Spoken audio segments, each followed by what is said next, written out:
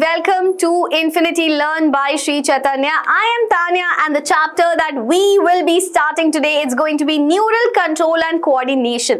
तो आज हम इस चैप्टर का पार्ट 1 पढ़ने वाले हैं, ठीक है. सो यहाँ पे हम इंट्रोडक्शन लेंगे इस पर्टिकुलर चैप्टर का, देन हम यहाँ पे ये देखेंगे that what are different types of nervous systems and किस नर्वस सिस्टम में कौन से ऑर्गन्स इन्वॉल्व होते हैं. Then we will also be talking about the afferent and efferent nerve fibers जो आपके central nervous system में होते हैं, and then we will also be discussing about the structural and functional unit of nervous system, that is neuron. We will be discussing about the entire structure of neuron along with various types of neuron. All right, so let's get started with today's session over here.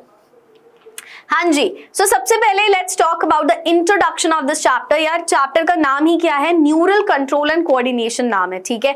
सीधी सी बात है, मतलब इसका direct relationship किससे? आपकी neural system से. So basically what are we going to study over here? हम यहाँ पे अपने न्यूरल सिस्टम को डिस्कस करने वाले हैं, right? So when we talk about the neural system, each and everything that we are doing, या अभी जैसे मैं आपको पढ़ा रही हूँ, आप पढ़ रहे हैं, we are talking, I am moving my hands like this, right? I am looking here and there, each and everything that is happening, each and everything of our body is controlled by the neural system, correct? So basically you can clearly understand कि जो हमारी body है वो एक तरीके का object है और इस ऑब्जेक्ट को कंट्रोल कौन कर रहा है? इस ऑब्जेक्ट को कंट्रोल कर रहा है हमारा न्यूरल सिस्टम. क्योंकि कोई भी एक्टिविटी जो हमारी बॉडी में होती है या कोई भी एक्टिविटी जो हम परफॉर्म करते हैं, सारी चीजें are controlled by the neural system, ठीक है. और जब हम न्यूरल सिस्टम की बात करते हैं तो हम बेसिकली दो न्यूरल सिस्टम या दो नर्वस सिस्टम के बारे में पढ़ाई करते हैं, ठीक है, जिसमें से The first one will be your CNS, ठीक है. हम सबको पता है what it is. It is your central nervous system, correct. और जो दूसरा आपका नर्वस सिस्टम होता है वो होता है आपका PNS, and PNS is your peripheral nervous system.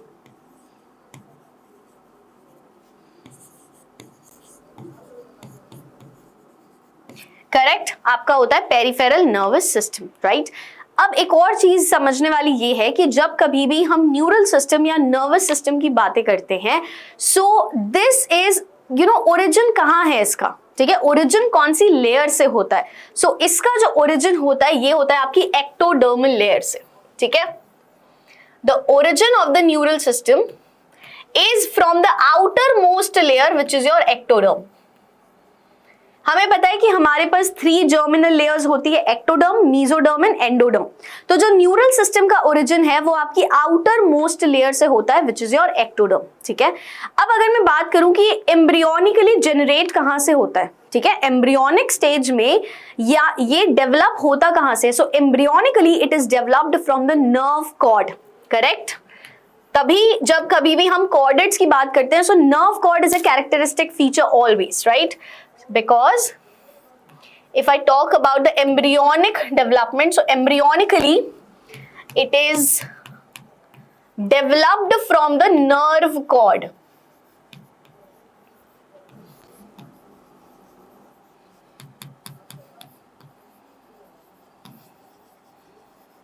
Developed from the nerve cord, ठीक है.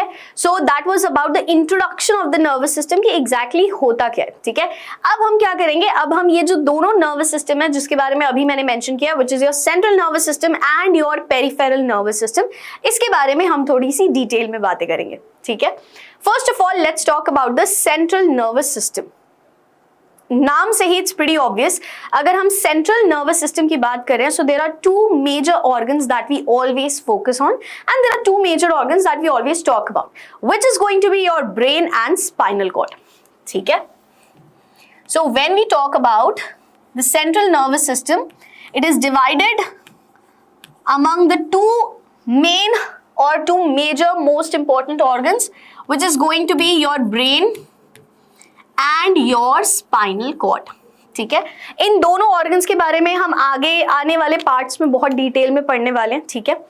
अब अगर मैं सेंट्रल नर्वस सिस्टम की बात करूं, so it consist of various nerve fibres, ठीक है। The entire central nervous system is made up of various nerve fibres. In nerve fibres में भी हम दो डिफरेंट नर्व फाइबर्स के बारे में पढ़ते हैं, which is your efferent nerve fiber and your efferent nerve fiber, ठीक है। So we also need to know about here about the nerve fibers. Nerve fibers में आपका पहला होता है efferent nerve fiber, जिसे हम efferent के साथ साथ sensory nerve fiber भी कहते हैं। efferent या sensory nerve fiber, या फिर दूसरा होता है आपका efferent nerve fiber. So efferent को we call it either efferent nerve fiber or motor nerve fiber, ठीक है। Now how will you remember? In nerve fibers का काम क्या होता है? इन nerve fibers का ये काम होता है कि ये एक जगह से दूसरी जगह तक सिग्नल को ट्रांसमिट करते हैं या सिग्नल को पहुंचाते हैं, ठीक है। फॉर एग्जाम्पल, अगर मुझे अपना ये हाथ मूव करना है तो ये हो गया मेरा इफेक्टर ऑर्गन। अब इस हाथ को मूव करने के लिए सिग्नल कौन देगा? सिग्नल देगा मेरा सेंट्रल नर्वस सिस्टम, ठीक है। So right now nothing is happened to this hand, but still I am moving it. Why? Because my central nervous system is telling me, my central nervous system is transmitting a signal to my effector organ, which is the hand right now, to move, correct? Which means a signal is being transmitted from central nervous system to the effector organ, ठीक है। दूसरी चीज ये हो सकती है कि suddenly अगर इस हाथ ने किसी गर्म चीज को सडनली छू लिया, ठीक है। So if there is certain, suppose ये कोई एक हॉट ऑब्जेक्ट है, अगर मैंने इस हॉट ऑब्जेक्ट को सडनली छू लिया तो मेरी स्किन में जो स्टिमुलस प्रेजेंट है वो एक्टिवेट हो जाएगा, ठीक है। वो एक्टिवेट होके अब इफेक्टर ऑर्गन सिग्नल किसको ट्रांसमिट करेगा? सेंट्रल नर्वस सिस्टम को, ताकि तुरंत मैं अपना हाथ इस गर्म ऑब्जेक्ट से दूर कर लूं, ठीक है। सो इस तरीके से जो नर्व फाइबर्स का काम होता है, उनका मेजर फंक्शन यही होता है कि वो सिग्नल को ट्रांसमिट करते हैं। या तो वो सिग्नल सेंट्रल नर्वस सिस्टम से इफेक्टर ऑर्गन की तरफ ट्रांसमिट करेंगे, या फिर इफेक्टर ऑर्गन से सिग्नल कहाँ ट्रांसमिट होगा? सेंट्रल नर्वस सिस्टम पे ट्रांसमिट होगा। और ये जो सिग्नल्स ट्रांसमिट होते हैं, ये किनकी हेल्प से होंगे? ये होते हैं आपके इन्हीं दोनों नर्व फाइबर्स की मदद से, which is your afferent and your efferent, ठीक है। Efferent is also known as sensory nerve fiber, whereas if I talk about the efferent, so efferent is also known as the motor nerve fiber, ठीक है। अब आपको याद कैसे रखना है कि कौन सिग्नल किसे पहुंचाएगा? यहां पे है efferent, so it is going to take away the signal. It is going to take the signal away, ठीक है, away from the effector organ, ठीक है। So यहां पे जो सिग्नल ट्रांसमिट हो रहा है वो हो रहा है इफेक्टर ऑर्गन से towards the central nervous system. क्या हो रहा है? सिग्नल ट्रांसमिट हो रहा है, ठीक है। अब ये जो दूसरी नर्व फाइबर है मेरी, जिसे हम इफरेंट या मोटर नर्व फाइबर कहते हैं, efferent nerve fibre will take the signal towards the effector organ, ठीक है। It will take the signal towards the effector organ. So how am I going to remember this? I will remember this. CNS is transmitting the signal and efferent nerve fiber is taking the signal towards the effector organ, ठीक है। So these are the two different nerve fibers that we majorly study about. Correct, in the central nervous system. हम brain और spinal cord के बारे में पढ़ते हैं, जो हम आगे आने वाले पार्ट्स में ब्रेन और स्पाइनल कॉर्ड के बारे में इंडिविजुअली डिटेल में पढ़ेंगे, ठीक है। तो ये बात हुई हमारे सेंट्रल नर्वस सिस्टम की। अब हम चलते हैं पेरीफेरल नर्वस सिस्टम पे। पेरीफेरल नर्वस सिस्टम का ये मतलब है ब्रेन और स्पाइनल कॉर्ड को अगर आप हटा दें, जो सेंट्रल नर्वस सिस्टम का पार्ट है, अगर आप ब्रेन और स्पाइनल कॉर्ड को हटा देते हैं, so all other parts of the body would be coming under the peripheral nervous system. इसमें भी हम 3 डिफरेंट नर्वस सिस्टम के बारे में पढ़ते हैं, ठीक है। वो कौन कौन से हैं वो देख लेते हैं। The first one is SNS, that is going to be your somatic nervous system, ठीक है। ये हो गया सोमैटिक नर्वस सिस्टम। सेकेंड जो होता है, सेकेंड हम पढ़ते हैं VNS, which is going to be your visceral nervous system. ठीक है, this is your VNS, that is visceral nervous system. And if I talk about the third one now, the third one is considered as ANS, which is autonomic nervous system. All right, this is your ANS, that is going to be your autonomic nervous system. तो ये तीन different nervous systems के बारे में हम पढ़ते हैं in the category of peripheral nervous system. अगर मैं सबसे पहले बात करूं सोमैटिक नर्वस सिस्टम की, so these are actually connected to the skeletal muscles. Alright, this nervous system is basically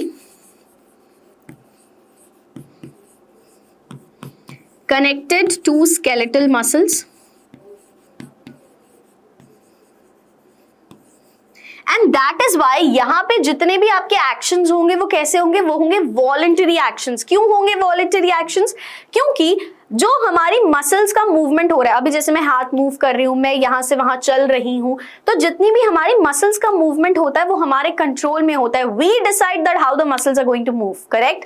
so when the somatic nervous system is connected to the skeletal muscles, the action that will be taken over here, ठीक है, the actions over here are voluntary. Why voluntary? Because ये मेरे control में है। I can decide कि मैं अपनी muscles को किस तरीके से मूव करूंगी, ठीक है। So that is why the actions over here are going to be voluntary. अब अगर मैं विसरल नर्वस सिस्टम की बात करती हूं, तो visceral nervous system is connected to the visceral organs. अब विसरल ऑर्गन्स में क्या क्या आ जाएगा? इंटेस्टाइन आ जाएगी, स्टमक आ जाएगा, लिवर आ जाएगा, ठीक है। These are your visceral organs. So when the nervous system is connected to visceral organs, क्या मेरे एक्शंस वॉलंटरी हो सकते हैं? क्या मैं डिसाइड कर सकती हूँ कि मेरा स्टमक कैसे बिहेव करेगा? क्या मैं डिसाइड कर सकती हूँ कि मेरा लिवर कैसे बिहेव करेगा? नहीं, मैं डिसाइड नहीं कर सकती। The actions over here are not in my control. So that is why the actions which are going to take place over here in the visceral nervous system are going to be involuntary actions, ठीक है। तो यहां पे हमें क्या समझ में आया कि first thing is that they are connected to the visceral organs,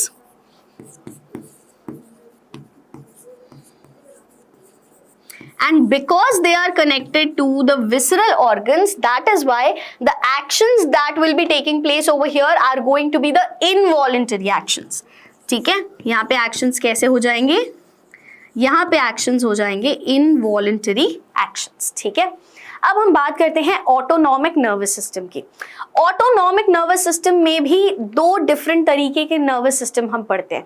एक होता है आपका सिंपैथेटिक नर्वस सिस्टम और दूसरा आपका होता है पैरासिम्पैथेटिक नर्वस सिस्टम, ठीक है। सो यहाँ पे हम दो डिफरेंट तरीके के नर्वस सिस्टम के बारे में पढ़ते हैं। One is going to be your sympathetic and the other one is going to be your parasympathetic nervous system, ठीक है जी। So now that is how we are done with peripheral nervous system, but now we will be discussing about sympathetic and parasympathetic nervous system, ठीक है, कि क्या difference है, दोनों किसके part हैं? दोनों हैं आपके ऑटोनॉमिक नर्वस सिस्टम के पार्ट। ऑटोनॉमिक नर्वस सिस्टम किसका पार्ट है? ऑटोनॉमिक नर्वस सिस्टम है आपका पेरिफेरल नर्वस सिस्टम का पार्ट, ठीक है। अब हम देखेंगे that what exactly are the differences between sympathetic and parasympathetic nervous system, ठीक है। तो आइए इसके बारे में बात करते हैं। यहां पे आपका हो गया सिंपैथेटिक, ठीक है, एंड यहां पे हम बात कर लेते हैं पैरासिम्पैथेटिक के बारे में।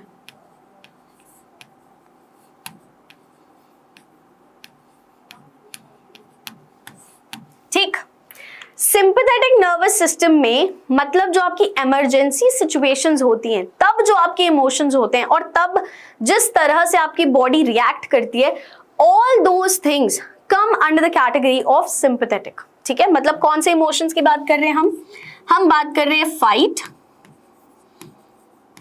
फियर या फिर flight,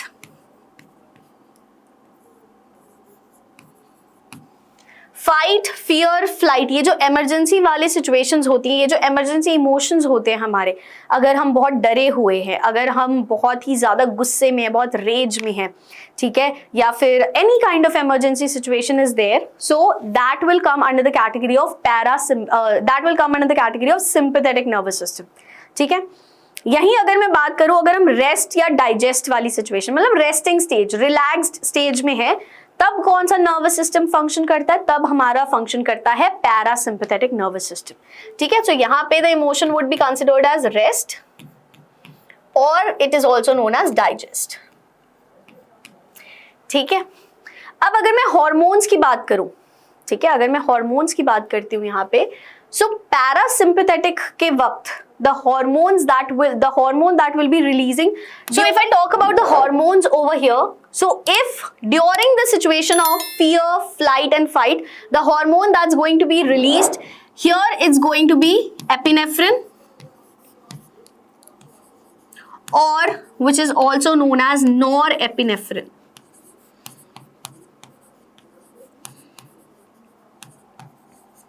And the hormone that's going to be released during the rest situation, यानी कि पैरासिम्पैथेटिक नर्वस सिस्टम वाली सिचुएशन में, यहाँ पे it's going to be acetylcholine. Correct? So whenever we are in a like emergency situation या फिर हम rest की सिचुएशन में होते हैं, हमारी बॉडी उसी तरीके से बिहेव करती है, ठीक है।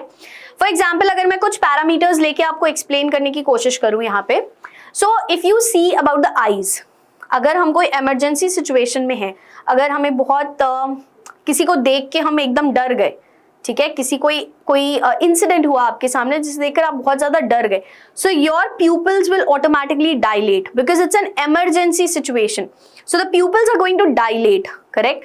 बट अगर आप रेस्ट की सिचुएशन में आप रिलैक्स्ड हैं तो आपकी प्यूपिल्स ऑटोमेटिकली कॉन्स्ट्रिक्ट कर जाएंगी, ठीक है। सो यहाँ पे हमें क्या समझ में आया? In sympathetic pupil will dilate, whereas अगर मैं पैरासिम्पैथेटिक की बात करती हूं तो यहां पे the pupil will constrict, correct. अगर मैं हार्ट रेट या ब्रीदिंग रेट की बात करूं तो इमरजेंसी सिचुएशंस में क्या होता है, ऑटोमेटिकली आपका हार्ट रेट बढ़ जाता है, ब्रीदिंग रेट बढ़ जाता है, लेकिन जब आप रेस्ट में है, जब आप रिलैक्स्ड हैं, तो फिर वो नॉर्मल रहता है, इट्स डिक्रीज्ड, वो बढ़ता नहीं है, ना आपका हार्ट रेट बढ़ेगा ना आपका ब्रीदिंग रेट बढ़ेगा, ठीक है।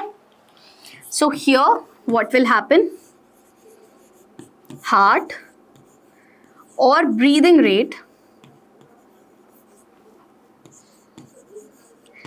विल इंक्रीज, ठीक है। यही अगर हम पैरासिम्पैथेटिक की बात करेंगे तो हार्ट एंड ब्रीदिंग रेट क्या होगा, डिक्रीज हो जाएगा, बढ़ेगा नहीं, नॉर्मल कंडीशन में रहेगा, ठीक है।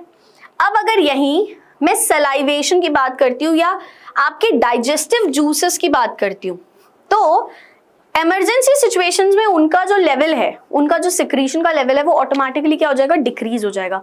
देयर इज नो सलाइवेशन, ठीक है। अगर आपने सुना होगा कभी हम ऐसी बातें करते हैं, यार मेरा तो गला सूख गया, मेरा मुंह सूख गया उनको देख के, बिकॉज आपकी सिचुएशंस, इमरजेंसी वाली सिचुएशन में देयर इज नो सलाइवेशन, कोई डाइजेस्टिव जूसेस का सिक्रीशन भी नहीं होता है। But when you talk about when your rest और डाइजेस्ट यहाँ पे इसलिए ही बोला गया है क्योंकि जब आप रेस्ट वाली सिचुएशन में होते हैं, so the entire focus of the body is like कि आपने जो खाया है उसे हमें प्रॉपर्ली डाइजेस्ट करना है, क्योंकि और कोई ऐसी इमरजेंसी सिचुएशन है नहीं अभी। So whatever you have eaten it will be digested properly, तो सलाइवेशन भी होगा, जितने डाइजेस्टिव जूसेस हैं उनका सिक्रीशन भी हमेशा बढ़ा हुआ रहेगा, या जैसे होता है नॉर्मली वैसे रहेगा, ठीक है। So what did we understand more over here is there is no salivation, correct, and digestive juices का सिक्रीशन भी कम होगा, डाइजेस्टिव जूसेस का सिक्रीशन आपका कम हो जाएगा। Whereas if we talk about the parasympathetic, so here salivation will take place and digestive juices का secretion भी ज्यादा रहेगा, डाइजेस्टिव जूसेस का सिक्रीशन भी क्या रहेगा, ज्यादा रहेगा, ठीक है। So this is basically the difference between sympathetic and parasympathetic nervous system. When we talk about the sympathetic nervous system, so we talk about all the emergency situations, fear, fight, flight, इन emotions के बारे में हम बात करते हैं कि उस वक्त हमारी बॉडी या फिर हमारा सिंपैथेटिक नर्वस सिस्टम कैसे रिएक्ट करता है। Whereas if I talk about the situation where the body is at rest या डाइजेस्ट, ठीक है, तब हमारी बॉडी कैसे बिहेव करेगी, तब हमारी बॉडी कैसे रिएक्ट करेगी, it depends on the parasympathetic nervous system, ठीक है। So that was the difference and that is how we are done with this. Now we will talk about the structure of neuron. अगर हम neuron की बात करते हैं, we already know what is neuron, it is the structural and functional unit of the nervous system, correct. So सबसे पहले तो we need to understand this,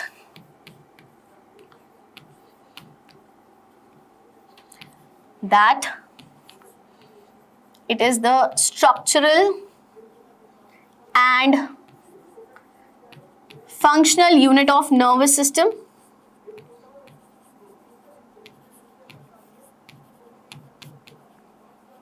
ठीक है, बहुत सारे न्यूरॉन्स जो हैं आपकी पूरी बॉडी में प्रेजेंट होते हैं, जो सिग्नल्स को क्या कर रहे हैं, ट्रांसमिट कर रहे हैं, ठीक है। Their main function is to transmit the impulses from one part of the body to another part of the body and that is how हमारी बॉडी बिहेव करती है, दैट इज हाउ हमारी बॉडी रिएक्ट करती है, जिस तरीके की हम एक्टिविटीज परफॉर्म करते हैं, it is all because of the neuron, because neuron is transmitting the impulses from one part to other part of the body, ठीक है।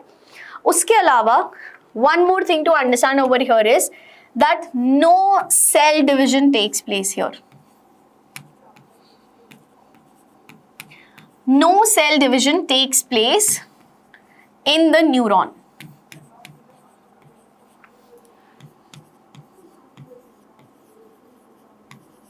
अब क्यों नहीं होता सेल डिविजन न्यूरॉन में?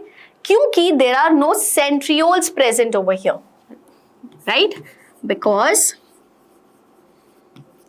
no centrioles are present in the neuron.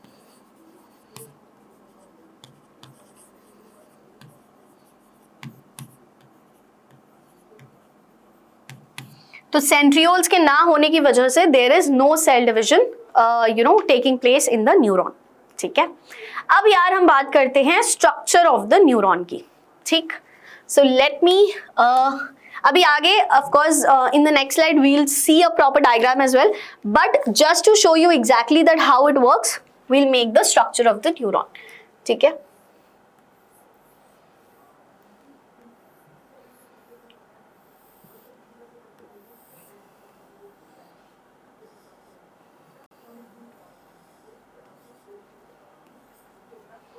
Okay.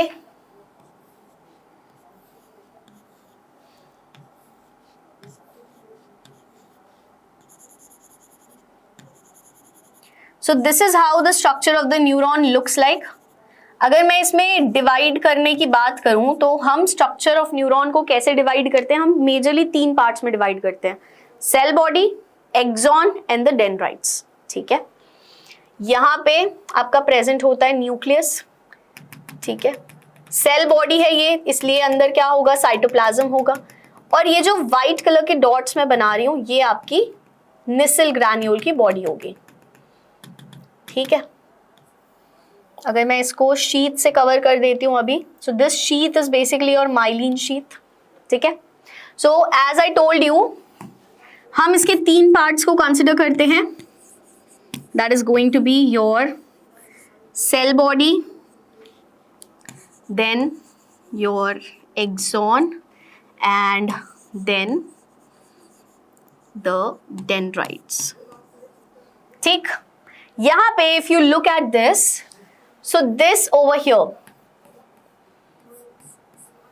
ये होते हैं आपके dendrites,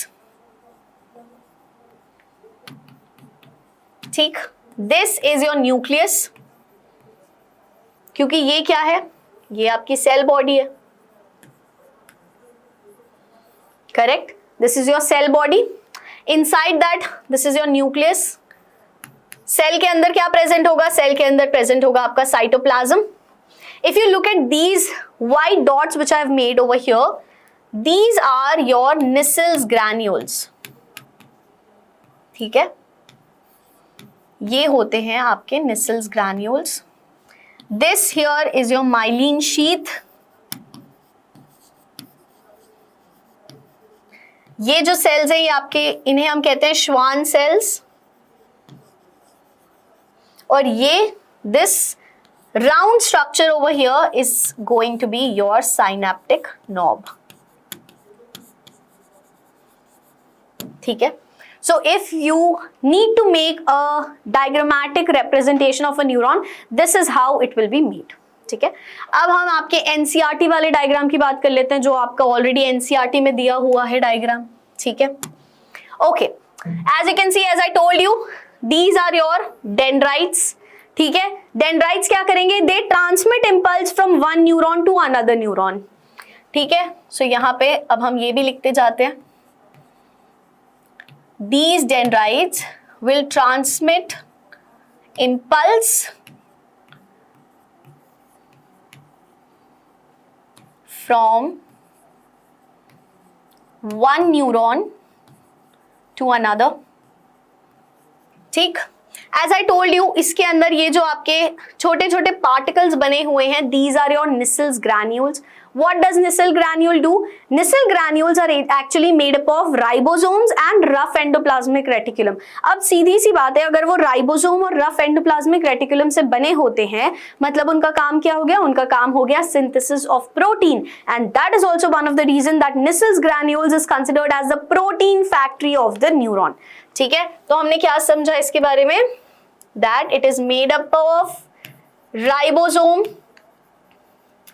plus RER, that is your rough endoplasmic reticulum, and that is also one of the reasons that it is known as protein factory of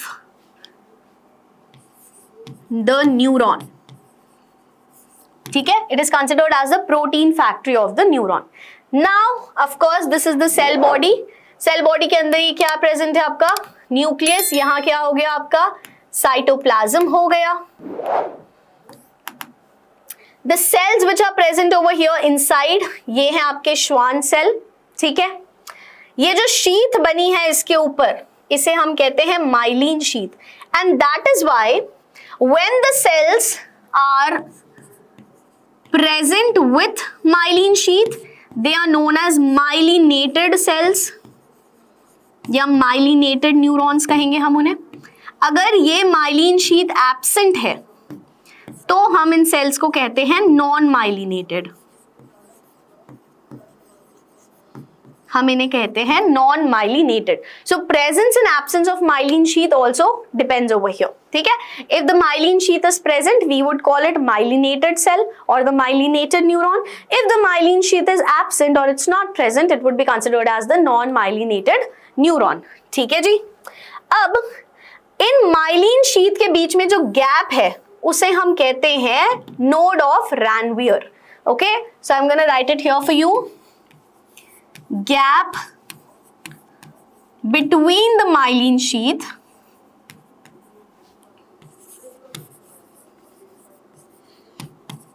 is node of Ranvier.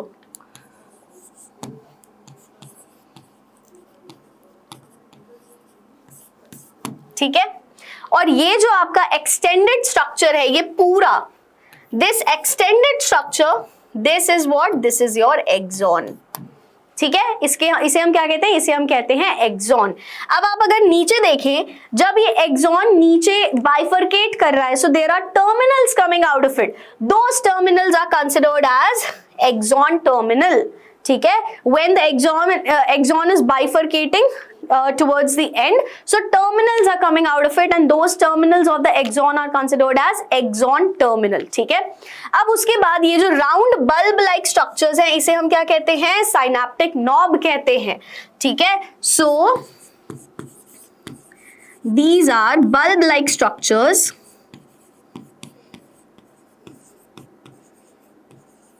known as your synaptic knob. In synaptic knob में क्या present होती है? इन synaptic knob में present होता है synaptic vesicles, और इन synaptic vesicles में आपके प्रेजेंट होते हैं न्यूरोट्रांसमीटर्स. ठीक है. इन साइनेप्टिक नॉब में सबसे पहले तो आपके प्रेजेंट होंगे साइनेप्टिक वेसिकल्स. इन साइनेप्टिक वेसिकल्स में प्रेजेंट होते हैं आपके न्यूरोट्रांसमीटर्स.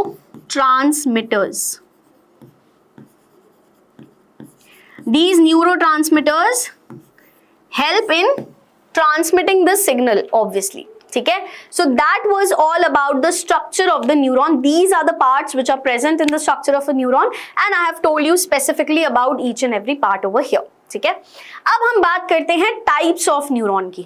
ठीक है, so न्यूरॉन के जो टाइप्स होते हैं वो किस पे डिपेंड करते हैं? वो डिपेंड करते हैं number of axon and number of dendrites पे. ठीक है, सो इस हिसाब से हमारे पास हम पढ़ते हैं 4 टाइप्स ऑफ न्यूरॉन. ठीक है, based on the number of axon and on the number of dendrites over here. ठीक है जी, so the first one is going to be unipolar. Unipolar क्यों होगा ये? क्योंकि it has 1 axon, okay, and 0 dendrite. It has 1 axon and 0 dendrite. That is why we call it unipolar neuron. और ये कहाँ प्रेजेंट होता है? ये प्रेजेंट होता है आपकी एम्ब्रियोनिक स्टेज में. This is present in the embryonic stage. ठीक है, दूसरी बात अगर हम करें, दूसरा आपका होता है स्यूडोपोलर. ठीक है, इट्स स्यूडोपोलर. स्यूडोपोलर में होता तो है 1 एक्सॉन और 1 डेंड्राइट. ठीक है, ठीक है, in pseudopolar there is 1 axon and 1 dendrite, but still it's pseudopolar because it's not visible at a lot of stages. Correct? So that is why it is considered as pseudopolar. All right. Now, if I talk about the third one, it's going to be bipolar, of course. So here also it has 1 axon and 1 dendrite, and it's visible in all the stages. That is why it's known as bipolar. तो ये यहाँ पे आपका present होता है 1 axon, 1 dendrite. ठीक है. Bipolar neuron आपको मिल जाएगा रेटिना में, नोज में. ठीक है, now the fourth one, the last one is going to be multipolar neuron.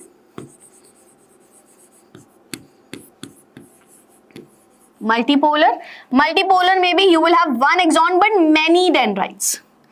1 axon but many dendrites.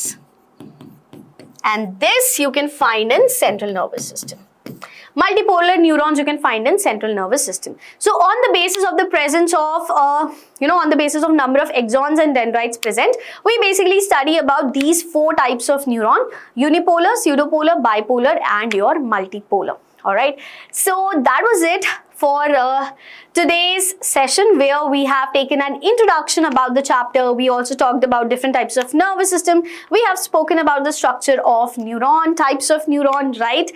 In the upcoming part of this particular chapter, we will be talking about the nerve impulse and remaining parts of the chapter, जहाँ हम brain और spinal cord को भी बहुत detail में study करेंगे. Alright, so I hope that you really liked this video, and I hope that all the topics that I explained today were, quite understandable, and it was easy for you to understand. So thank you so much, and do wait for the second part coming up, where we will be covering more topics from this chapter. Thank you.